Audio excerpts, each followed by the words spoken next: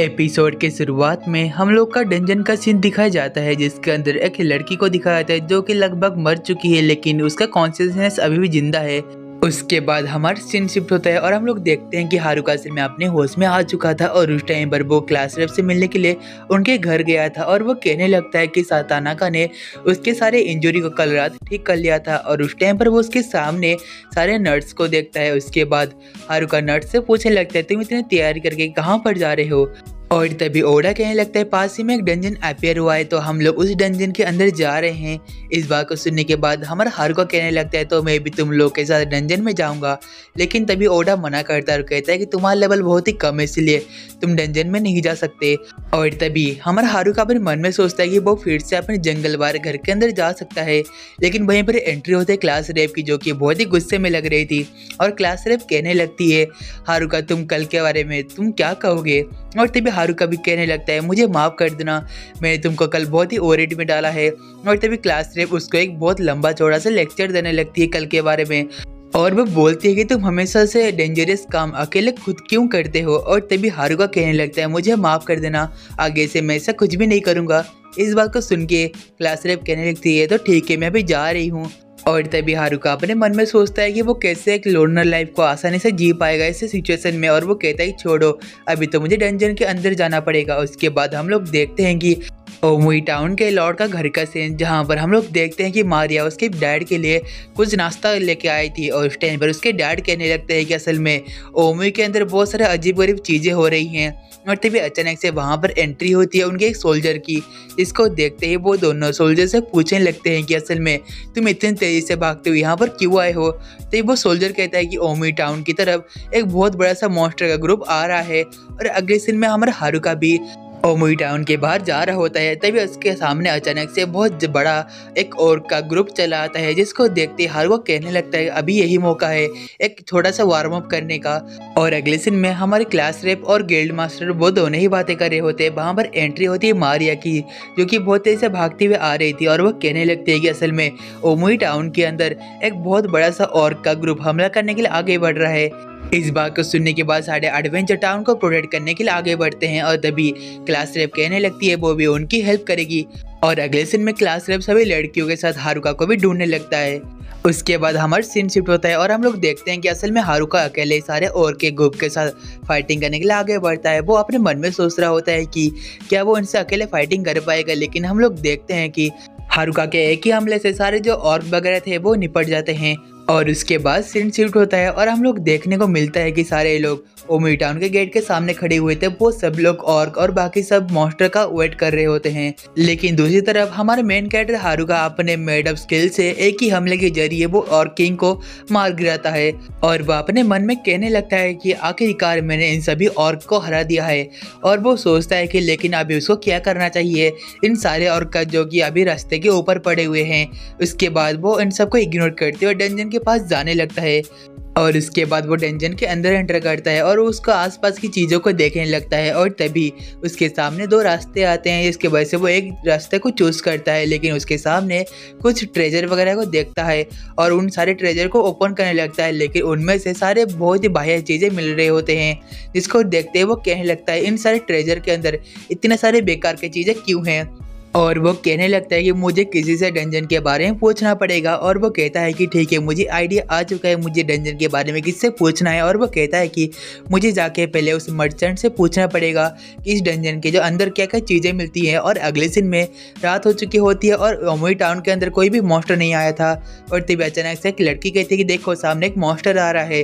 और हम लोग देखते हैं कि सामने स्मोक के अंदर से कोई चलते हुए आ रहा होता है। तभी सभी जो एडवेंचर थे वो उसके ऊपर हमला करने के लिए बिल्कुल तैयार थे, लेकिन हम लोग देखते हैं कि उस स्मोक के अंदर से हमारा हारुका निकल के आ रहा होता है। और तभी वहाँ पर क्लास रेप उसके पास आती है और सही बातें बताने लगती है कि टाउन के ऊपर मॉन्स्टर का हमला होने वाला है।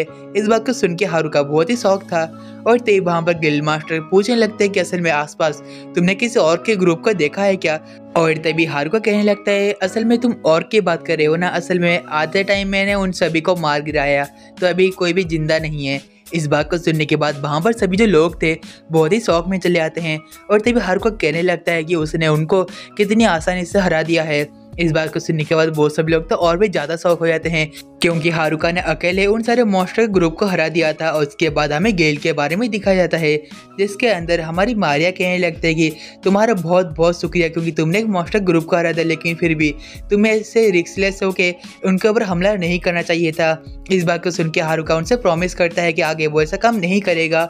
और उसके बाद हारुका सोचने लगता है कि उसका अभी कुछ करना पड़ेगा, क्योंकि उसके ऊपर सारे जो लोग हैं वो उसके ऊपर नज़र रखे हुए हैं। और वो सोचता है कि शायद से यहाँ पर ऐसा तो कुछ आइटम होगा, इसके वजह से तुम लोगों का फेवरेट पर्सन बन सकते हो। और उसके बाद वो सीधा मर्चेंट के पास अगले दिन में पहुंचता है।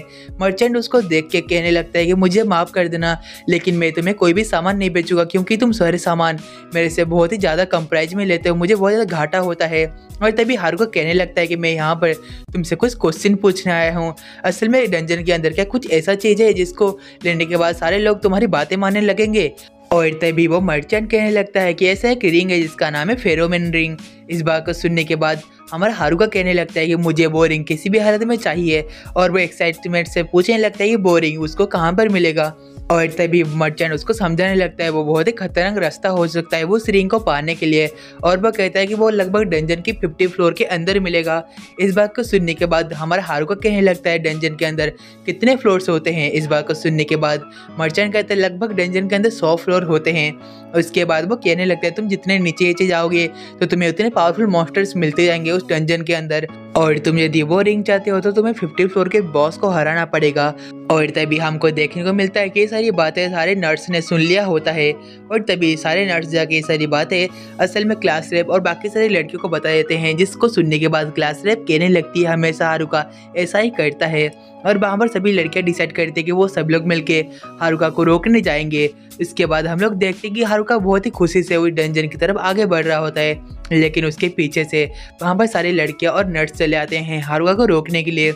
और उस टाइम पर हारुका कहने लगता है कि तुम सब लोग यहाँ पर क्यों आए हो।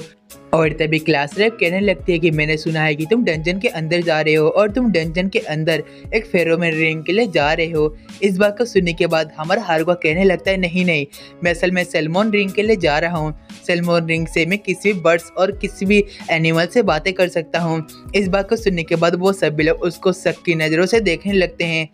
लेकिन उसके बाद मौका मिलते ही हमारा हारुका उस जगह से भागते हुए डंजन के अंदर जाने लगता है। और तभी वहाँ पर क्लास रेप उस डंजन के गार्ड को अपने एडवेंचर कार्ड दिखाते हैं। इसके वजह से डंजन का गार्ड कहने लगता है ठीक है तुम अंदर जा सकते हो। और अगले सीन में हम लोग देखते हैं कि हारुका कहने लगता है कि मुझे पता है वो सभी लोग मुझसे पहले वो रिंग को लेने के लिए आए हैं। और तभी अचानक से क्लास रेप कहने लगते हैं सामने बहुत सारे ट्रैप्स हो सकते हैं। और तभी हारुका कहता है नहीं, मेरे पास जो लक है वो बहुत ही अच्छा है तो मैं ट्रैप के ऊपर नहीं पड़ूंगा। लेकिन अचानक से उसके सामने एक ट्रैप ओपन होता है, जिसको देखते हुए वहाँ पर जो सभी लोग थे वो बहुत ही शौक में चले आते हैं। और तभी अचानक से हमारे मेन कैरेक्टर हारुतो वो डंजन के नीचे बहुत तेज़ी से गिरने लगता है।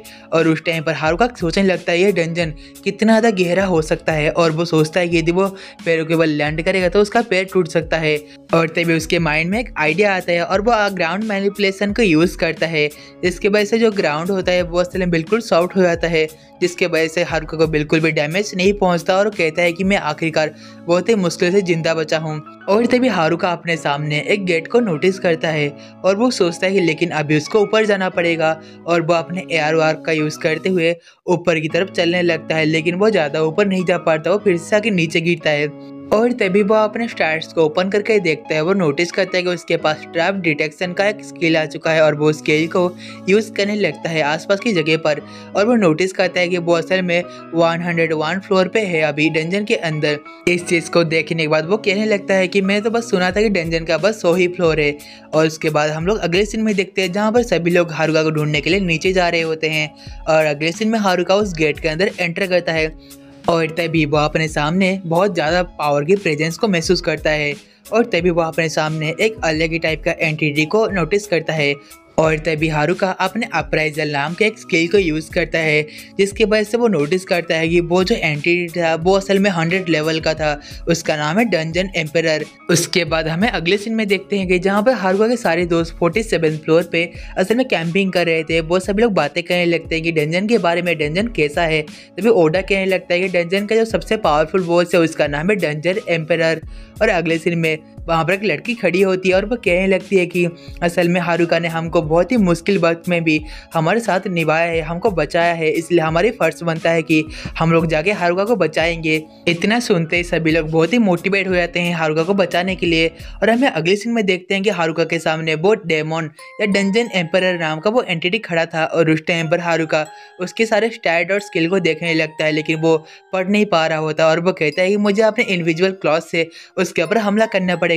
और तभी वो अपने इनविजिबल क्लॉथ के यूज़ करते उसके पास जाता है उसके ऊपर हमला करने के लिए, लेकिन वो डंजन एम्परर उसके हमले को डॉज कर लेता है।